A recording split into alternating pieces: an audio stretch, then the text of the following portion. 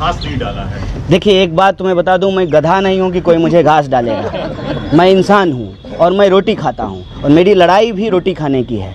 तो मुझे यह बात की कोई परवाह नहीं है कि कहां से घास मिला और कहां से घास नहीं मिला। हम घास और यह जो तरह तरह की चीज़ें होती है, इस तरह के राजनीतिक टर्मोलॉजी में, उस जुमलेबाजी में हमको नहीं जाना है। मैं आपको स्पष्ट कर देता हूं यहाँ से, हमारी लड़ाई तनवीर जी से है ही नहीं।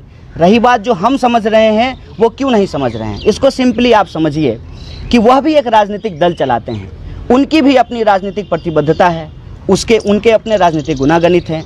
अब वो क्यों नहीं समझ रहे हैं, ये सवाल तो उनसे पूछना चाहिए। लेकिन मैं ये स्पष्ट कर देता हूँ कि आप बिहार के युवा चेहरे हैं, युवाओं को युवाओं के साथ आना चाहिए, तो उम्मीद है, हमें भी उम्मीद है कि कन्हैया के साथ होना चाहिए। नहीं, मेरा ये कहना है कि आप जो है इस संघर्ष को सिर्फ और सिर्फ चुनाव से समेट करके क्यों देखना चाहते हैं। मैं आपको मौके गिनाता हूँ जहां हम लोग साथ में संघर्ष में रहे हैं। दिल्ली में जब मुजफ्फरपुर शेल्टर होम कांड को लेकर के एक प्रदर्शन जंतर मंतर पे बुलाया गया था, तो हम लोग साथ में थे। पटना की सड़कों पे भी लोग उतरे।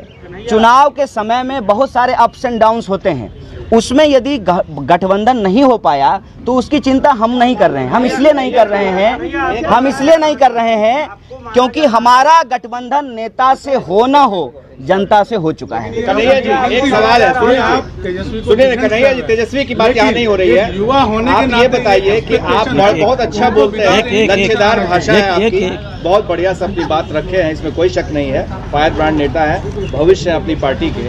लेकिन आप जितनी बात कह रहे थे उसमें एक बात का केवल जवाब दीजिए। जी पूछिए। आपने कहा कि बिहार की जनता से हमें प्यार है, हमारी लड़ाई आरजेडी से नहीं है। आप लड़ाई ही लड़ रहे हैं। आप भाषण देंगे, क्या आप कहेंगे कि भाई तनवीर हसन को दे दीजिए? आप नहीं देंगे। सुन लीजिए, आप रियलिटी पर क्यों नहीं बात कर रहे हैं? क्यों जनता को गुमराह कर रहे हैं? आपकी अच्छी भाषा, अच्छा सुनिए, आप मेरी बात, आपकी पार्टी, एक मिनट सवाल सुन लीजिए। आप बहुत बेहतरीन बोल रहे हैं, लेकिन बिहार की जनता के प्यार के नाम पर आप जनता को क्यों गुमराह कर रहे हैं? क्यों आप ये नहीं कह रहे हैं कि हमें जिताइए? आप ये क्यों कह रहे हैं कि भाई मेरी लड़ाई उनसे नहीं है? देखिए, क्या ये रियलिटी नहीं है कि प्रजातंत्र में लोकतंत्र में चुनाव होता है और चुनाव में हर कोई लड़ता है एक दूसरे से? देखिए, सबसे पहली बात तो ये सुनिए कि आप जो ये बार बार रियलिटी 4-5 बार बोले, तो आपको बेगूसराय का रियलिटी कितना मालूम है? बेगूसराय में कितना ब्लॉक है ये भी आपको नहीं मालूम होगा। बोलिए कितना ब्लॉक है बेगूसराय में? नहीं जानते? नहीं जानते? मैं बोलूंगा, नहीं बता। ये ब्लॉक कितना है और 3 पॉइंट कितना मुखिया है, कितना ब्लॉक है, इससे कोई लेना देना नहीं है। बिल्कुल हमको भी लेना देना है। देखिए मेरा जवाब सुन लीजिए।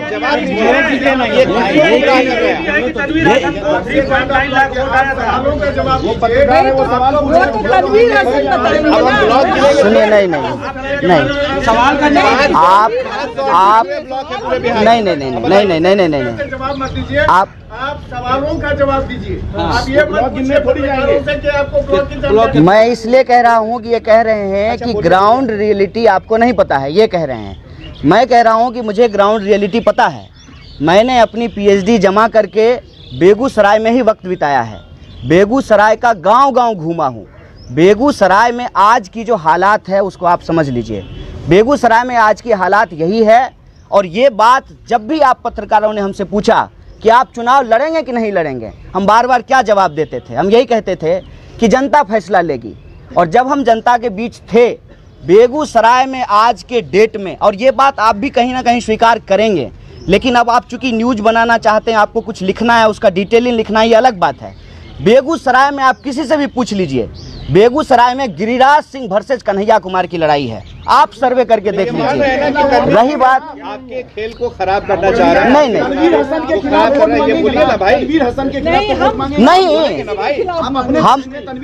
हम तनवीर हसन के खिलाफ वोट नहीं मांगेंगे।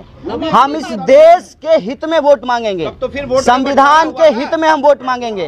और लोग जो है, फिर वोट का बंटवारा हुआ ना आपके बोलने दीजिए। कहेंगे कि तनवीर हसन के लिए वोट। भाजपा विरोधी वोटों का बिखराव बिहार में बहुत कम होने की संभावना है। उसका कारण हम आपको बता देते हैं। गठबंधन जो है पार्टियों का बाद में बना या टूटा है। तनवीर हसन क्या हारेंगे ना? बोलने दीजिए ना। बिहार में गठबंधन जो है पार्टियों का बाद में हुआ है। बिहार की जनता ने गठबंधन पहले किया है। इसलिए मैंने आपको ओपनिंग स्टेटमेंट में बताया कि मुजफ्फरपुर शेल्टर कांड जब हुआ तो क्या बिहार के विभिन्न राजनीतिक दल एक मंच पे आए कि नहीं आए? तो सवाल है, मेरा ये कहना है वो आपके खेल को खराब कर रहा है।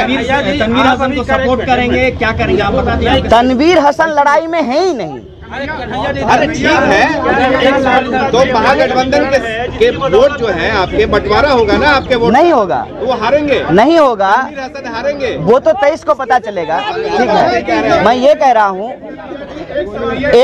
एक राजनीतिक सच्चाई आप लोग समझिए। आप सब लोग प्रबुद्ध पत्रकार हैं, बिहार में पत्रकारिता करते हैं। आज के डेट में बिहार के भीतर बिल्कुल दो तरीके का खेमा बन रहा है। एक, वो जो लोग अपनी प्रतिबद्धता संविधान के प्रति दिखा रहे हैं, उनका खेमा है। दूसरा खेमा वो है जो आज के डेट में इस देश के बड़े बड़े कॉरपोरेट हाउस का प्रतिनिधित्व कर रहे हैं, उनकी दरबानी कर रहे हैं। यह ध्रुवीकरण हो चुका है। पर्टिकुलर सीट की यदि आप बात करेंगे, मैं आपको बताता हूं, और ये आप देखेंगे जब परिणाम आएगा। पर्टिकुलर सीट की यदि आप बात करेंगे, अलग अलग सीटों की बात करेंगे, इस तरीके का मन बिहार की जनता ने ऑलरेडी बना लिया है कि जो कंटेस्ट में होगा, जो भाजपा के उम्मीदवार को हराएगा, तमाम लोग एकजुट होकर के उसको वोट देंगे। और बेगूसराय की आज की जो राजनीतिक हालत है, वो राजनीतिक हालत ये है कि तनवीर साहब लड़ाई में नहीं है। हमारी सीधी लड़ाई जो है वो गिरिराज सिंह से है, और हमको बेगूसराय की जनता पे भरोसा है कि बेगूसराय की जनता जीतेगी और नफरत और उन्माद हारेगा। यह बात हम समझते हैं। और एक बात और समझ लीजिए, इसमें एक बहुत इंपॉर्टेंट बात है कि गिरिराज सिंह स्वयं बेगूसराय नहीं जाना चाहते हैं। उनके नखरे जो हैं वो दिल्ली में चल रहे हैं। क्या बेगूसराय की जनता इस बात को नहीं देख रही है कि जो आदमी बेगूसराय को ही रिजेक्ट कर रहा है, आप हमको बताइए कि बेगूसराय की जनता उसको कैसे एक्सेप्ट करेगी? 14 में भी किए थे, नवादा जाने के टाइम में भी किए थे। नवादा में उन्होंने चुनाव लड़ा। 2015 में, एक बात बताइए, इतना पुराना मामला तो नहीं है। एक सवाल का जवाब दे दीजिए कि क्या तनवीर हसन को चुनाव नहीं लड़ना चाहिए, बैठ जाना चाहिए? नहीं, क्योंकि वो रेस में तो है। हर किसी को चुनाव लड़ने का उनका लोकतांत्रिक अधिकार है। आपको भी अधिकार है। नहीं, सलाह नहीं है। नहीं, आप उस पूरी आप जो है, एक मिनट, आप जो है इस पूरे की पूरी लड़ाई और इस मुहिम को इतना संक्षिप्त करके देख रहे हैं। आप मुझे बताइए, 111 किसान तमिलनाडु के बनारस से मोदी के खिलाफ चुनाव लड़ रहे हैं कि नहीं लड़ रहे हैं? लड़ रहे हैं कि नहीं लड़ रहे हैं? क्या वो 111 जो किसान हैं, जो पिछले 3 साल से दिल्ली की सड़कों पे नंगा घूमे हैं, सड़क पे खाना खाए हैं, क्या नहीं झेला है उन लोगों ने? 111 किसान आज वो मोदी जी के खिलाफ पर्चा क्यों भर रहे हैं? क्योंकि चुनाव के दौरान जब हम पर्चा भरते हैं तो हम अपनी बात भी रखते हैं, और यह हमारा लोकतांत्रिक अधिकार है। मैं स्वागत करता हूं तनवीर जी का कि वो लड़ने के लिए आए हैं, और कोई दुर्भावना नहीं है उनके प्रति।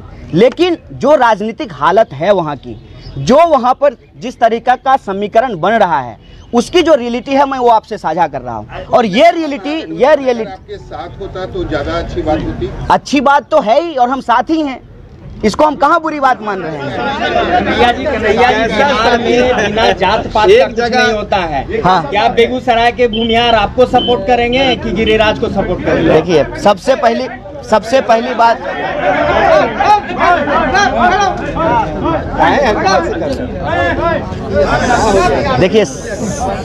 देखिए सबसे पहली बात यह है कि आपको मेरी बात आदर्शवादी लग सकती है। आपको लग सकता है कि ये सारी बातें जो हैं वो आदर्श हैं, वो व्यवहार में लागू नहीं होता है। लेकिन एक बात मुझे बताइए कि इस उम्र में यदि हम आदर्श की बात नहीं करेंगे तो क्या करें? जात पात बिहार की सच्चाई है, मान लेते हैं इस बात को। क्या ये सही है? क्या इसको सही मान लें? क्या जात पात के खिलाफ नहीं लड़ना चाहिए? लेकिन ये क्या हम सच्चाई है कि आप महागठबंधन में एक जगह दोस्ती कर रहे हैं और दूसरी जगह कर रहे हैं मारेंगे तुमको? कहीं नहीं कर रहे हैं, हमारे कहीं नहीं कर रहे हैं भाई। क्या 4 जगह कर रहे हैं? क्या हमने अपने मुंह से एक सवाल का जवाब दे देने जी, फिर आप कहिएगा। क्या हमने अपने मुंह से कभी भी इस देश के किसी भी विपक्षी पार्टी के ऊपर हमला किया हो? एक बात समझिए, हमला करने का काम, स्वीकार करने का काम, अस्वीकार करने का काम लोकतंत्र में जनता का है।